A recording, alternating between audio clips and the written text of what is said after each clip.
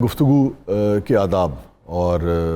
میں چاہوں گا کہ دینی حوالے سے پہلے ہم اس پر ذرا بات کر لیں، تو بختیاری صاحب کیا فرمائیں؟ جی ہاں بسم اللہ الرحمن الرحیم۔ آج جو آپ نے موضوع رکھا ہے گفتگو کے آداب، تو شاہ صاحب یقیناً ہمارے لیے، کیونکہ مسلمانوں کے لیے بالخصوص اور بالعموم ساری انسانیت کے لیے جی بے شک جو مشعل راہ ہے وہ حضور نبی اکرم صلی اللہ علیہ وسلم کی ذات مقدسہ ہے۔ تو ہر معاملے میں ہمیں جو رجوع کرنا ہوتا ہے وہ آپ کی سنت مطہرہ کی طرف ہی کرنا ہے۔ تو گفتگو کے حوالے سے بھی جو اس کے آداب اور جو اس کا سلیقہ ہے، تو آپ علیہ الصلوۃ والسلام کی سنت مطہرہ سے ہمیں وہ درس ملتا ہے۔ جی آپ علیہ الصلوۃ والسلام کی کیونکہ گفتگو اس حوالے سے بھی بڑی نپی تلی اور ایک سانچے میں ڈھری ہوئی ہوتی تھی، اور اس کی ایک علت یہ تھی کہ وما ینطق عن الہویٰ،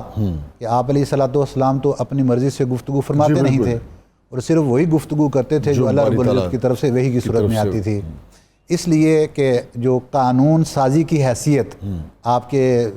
ہر کہے ہوئے ہو، ایک لفظ ادا ہوا وہ آپ کی زبان اقدس سے وہ قانون کا درجہ رکھتا تھا، تو اس لیے اللہ رب العزت نے قرآن عظیم کے اندر آپ کے ان الفاظ کو قانونی حیثیت بھی دے دی، وما آتاکم الرسول فخذوہ، کہ جو کچھ رسول صلی اللہ علیہ وسلم آپ کو دیتے ہیں یا جس کا حکم فرما دیتے ہیں اس کو پکڑ لو، وما نہاکم عنہ فانتہوا، اور جس چیز سے وہ روک دیں اس سے رک جائیں۔ تو دوسرے شاہ صاحب کے گفتگو جو ہے ویسے بھی ایک انسان عام جو عوامی اگر اس کو عمومی معنی اس کا لیں تو کوئی آدمی جب تک وہ خاموش رہتا ہے تو اس وقت تک تو آپ اس کے بظاہر حلیے کو دیکھتے ہوئے آپ اس سے مرعوب ہو سکتے ہیں،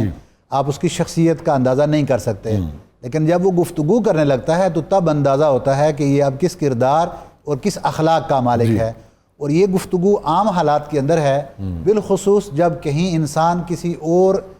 سوسائٹی کے امور سے متاثر ہوا ہو، یعنی کہیں پہ وہ مظلوم ہوتا ہے یا کہیں پر وہ کسی مشکل حالات کے اندر ہے یا کہیں جب اس کا لڑائی جھگڑا ہو رہا ہو تو تب اور نکھر کا سامنے آتا ہے کہ اب وہ گفتگو کس انداز میں کرتا ہے۔ تو یہ وہ تمام جو طریقے ہیں یہ آپ علیہ الصلوۃ والسلام نے ہمیں گفتگو کے انداز سکھائے، اور ہر امور میں آپ علیہ الصلوۃ والسلام کس انداز میں، یعنی کہ بہت کم گفتگو فرمانا، اور آپ نے ایک اصول بھی ہمیں عطا کر دیا کہ کلم الناس علی قدر عقولہم، سبحان اللہ۔ آپ نے فرمایا کہ جب آپ گفتگو کریں وہ گفتگو آپ نے اپنی مرضی کے مطابق نہیں کرتی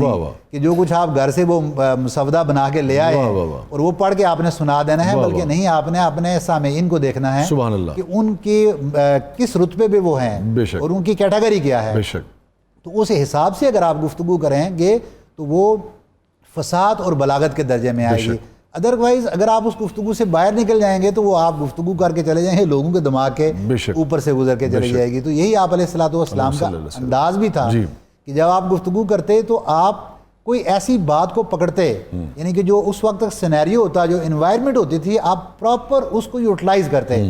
جیسے کہ وہ کوہ صفا پہ آپ تشریف لے گئے جب قریش کو دعوت دینی تھی، تو آپ نے جا کر وہ چھوٹی سی ٹیلا ہے، پہاڑ ہے، اس کے اوپر کھڑے ہو گئے، تو آپ نے فرمایا کہ اب اگر میں آپ سے یہ کہوں اس پہاڑ کے پیچھے سے دشمن آ رہا ہے تو کیا کرو گے؟ تو سب نے بیک زبان کہا کہ آپ نے تو کبھی زندگی میں جھوٹ قریب تک نہیں بھٹکا، یقین مانیں گے، ہم تو یقین مان لیں گے۔ تو آپ علیہ الصلوۃ والسلام نے فرمایا کہ بچ جاؤ لوگو، یہ پہاڑ کے اس چھوٹے سے ٹیلے کے اوپر چڑھ کے میں اگر اس پہاڑ کے پیچھے آپ نہیں دیکھ سکتے تو گویا کہ اس دنیا کے عالم برزخ اور آخرت میں کیا ہونے والا ہے آپ اس کی خبر بھی نہیں رکھتے، کیونکہ میں نبوت کی اس منزلت کے اوپر فائز ہوں، تو میں وہاں سے اس سب کسی کو دیکھ رہا ہوں اللہ رب العزت کی توفیق کے ساتھ، لہٰذا میں آپ کو خیر کی دعوت دیتا ہوں۔ تو آپ علیہ الصلوۃ والسلام ایک جگہ پہ ایک منزل پہ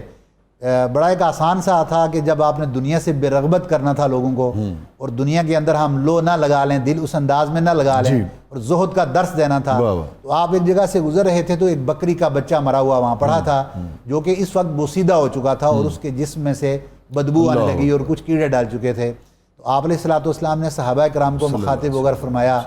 کہ دنیا سے کون کون محبت کرنا چاہتا ہے؟ تو آپ علیہ الصلوۃ والسلام نے اس بکری کے بچے کی طرف اشارہ کیا کہ دنیا کی مثال بکری کے اس بچے کی طرح ہے جو اس وقت مر چکا ہے اور اس کے اندر سے بدبو آ رہی ہے۔ جو شخص اس سے محبت کرے گا، کون چاہے گا کہ اس کو اٹھا کے لے جائے اور اس کا گوشت استعمال کرے؟ کوئی بھی نہیں چاہے گا۔ ایسے ہی ہے کہ دنیا بھی ہمیں صرف اتنی استعمال کرنی چاہیے آج کے اس واقعے کی مناسبت سے بھی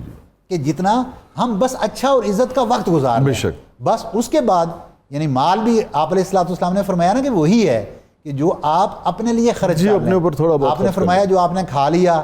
جائز طریقے سے وہ آپ کا مال ہے اور اس کو فنا کر دیا، اور فرمایا جو آپ نے پہن لیا اور اس کو بوسیدہ کر دیا جائز طریقے سے وہ آپ کا مال ہے، فرمایا اس کے علاوہ جو کچھ بھی چھوڑ کے جا رہے ہیں وہ آپ کا نہیں ہے، وہ آپ کے وارثوں کا ہے۔ بالکل درست بات۔